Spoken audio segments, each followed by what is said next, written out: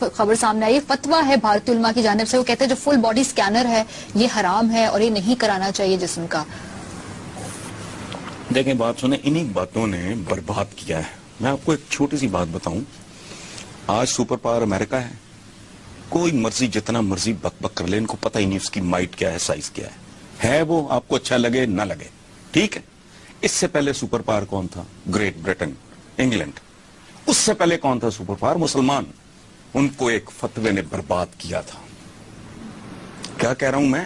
ایک فتوے نے، اور فیکٹرز بھی ہوں گے، لیکن شیخ الاسلام کے ملاؤں کے ایک فتوے نے مسلمانوں سے ان کے سپر پاور ہونے کا سٹیٹس چھینا. یہ ذہنیت مجرموں کی ہے. یہ کل تک کہتے تھے تصویر حرام، اب تھوپڑے لے کے ٹی وی پہ بھی بیٹھ جاتے ہیں. ٹھیک ہے، تصویر حرام ہے، ڈالر کے اوپر امریکن پریزیڈنٹ کی ہے، وہ ٹھسے ہوئے ہیں جیب میں. ٹھیک ہے، بوریاں بھری ہوئی ہیں ان سے. لاؤڈ سپیکر حرام ہے. اب سب سے زیادہ انہوں نے زندگی لوگوں کی اجیریں کی ہوئی ہے. ان کا چھوڑیں آپ. وہ جو میں کہہ رہا ہوں کہ مسلمانوں سے، مسلمان سپر پاور تھے، ان کا سٹیٹس چنا کیسے ہوا؟ کیا تھا؟ 1450 میں جرمنی میں پرنٹنگ پریس ایجاد ہوا اور وائرس کی طرح یورپ میں پھیل گیا. یہ بہت بڑا انقلاب تھا حصول علم کے حوالے سے. ٹھیک ہے. ٹرکی میں شیخ الاسلام میرے سامنے آ جائے تو میں پتہ نہیں کیا کروں اس کے ساتھ. اس نے کہا یہ غیر اسلامی ہے. Printing press. اس جاہل نے فتوا دیا. اب کیا ہوا؟ 250 سال پرنٹنگ پریس بینڈ رہا ٹرکی میں. ویسٹ میں نالج پھیلتا چلا گیا. وہ 240 سال آگے نکل گیا ویسٹ. ٹرکی وہیں منجمد ہو گیا.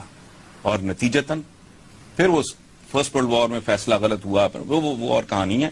لیکن ایک فتوے نے، یہ جو کہتے ہیں نا سلا ایک مچھر ہے نا انڈین فلم کا، ایک فتویٰ. اور میں آپ کو بتاؤں یہ سائنس اور ٹیکنالوجی، اس کو ریزسٹ کرنا، ان کو برباد کر کے گزر جائے گی ٹیکنالوجی. کدھر رہ گئی ہے؟ کل کی بات ہے نا، ضیاء الحق کہتا تھا چنا لو، دوپٹہ لو. اب کدھر ہیں نیوز ریڈر؟ کدھر گئے دوپٹے؟ کیٹ واکیں دیکھ کے میرے جیسا بندہ بعض اوقات امبیرس فیل کرتا ہے کہ یار یہ کیا ہو رہا ہے. نکل گئی نا بات ہاتھ سے. اچھا اب دیکھو ایک اور بات. 1857 کی جسے جنگ آزادی کہتے ہیں ہم، سائنس اور ٹیکنالوجی بڑی بھیانک چیز ہے. ایک اسکول آف تھاٹ یہ ہے کہ اگر اس وقت تک ٹیلی گراف ایجاد نہ ہوا ہوتا تو 1857 میں انگریز یہاں سے بھاگنے پہ مجبور ہو جاتا. لیکن ادھر میرٹھ میں وہ گینگ اپ ہوئے، ادھر ٹیلی گراف نے اطلاع. پھر وہ کہتے ہیں کہ اگر تھوڑی دیر پہلے یہ ایجاد ہو گئی ہوتی تو ٹائٹینک نہ ڈوبتا. اور سائنس اور ٹیکنالوجی میں پیادوں پہ فتح پائی ان لوگوں نے جنہوں نے پہلی بار گھوڑے کو جنگی مشین کے طور پہ استعمال کیا. پھر ان گھوڑ سواروں پہ ان گھوڑ سواروں نے فتح پائی جنہوں نے سب سے پہلے کاٹھی اور لگام ایجاد کی، اور وہ جنگی مشین کی منووربلٹی. بابر ابراہیم لودھی سے زیادہ بہادر نہیں تھا، نہ رانا سانگا بابر سے کم بہادر تھا. اس کا وہ اپنی زندگی میں دیو مالائی کردار بن چکا تھا. ابراہیم لودھی شیروں کی طرح لڑتا ہوا میدان میں مرا.